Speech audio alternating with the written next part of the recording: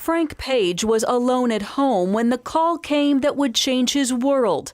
His 32-year-old daughter, Melissa, had taken her life. Although she struggled for years, Page knew something had changed that week. 2 days before she died, I said, Melissa, no one loves you like your daddy, and nobody knows you like your daddy, and I know something's wrong, bad wrong, baby.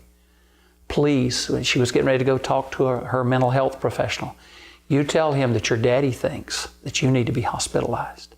As the top leader for Southern Baptist, Page sets the direction for the denomination's 16 million members. He's also served as a megachurch pastor. But Page calls parenting his oldest daughter one of his most daunting challenges. It's why he wrote Melissa, to encourage others on a similar journey and challenge the church to reach out. Page and his wife Dale recently invited CBN News to their Nashville home to talk about their daughter, their enduring grief, and their hope. The Pages say Melissa accepted Christ as a child, but her life wasn't easy. We worried about her constantly.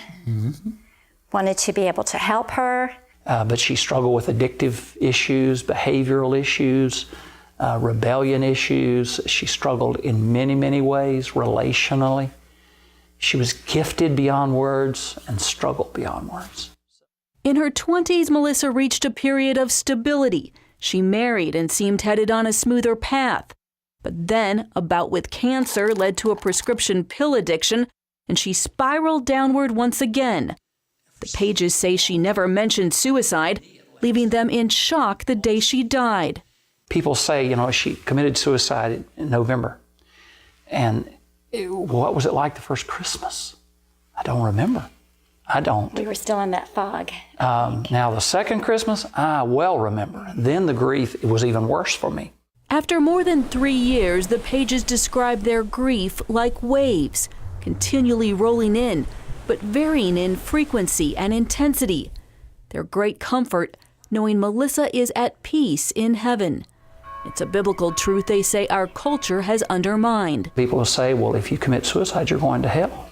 It's a belief the Pages want the church to challenge. But I think you have to get to the point where, if you belong to Christ and you're his child, then nothing can separate you.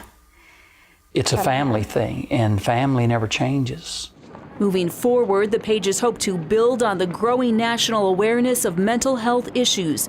It started with last year's Newtown shootings and continued in April with the suicide of Pastor Rick Warren's son.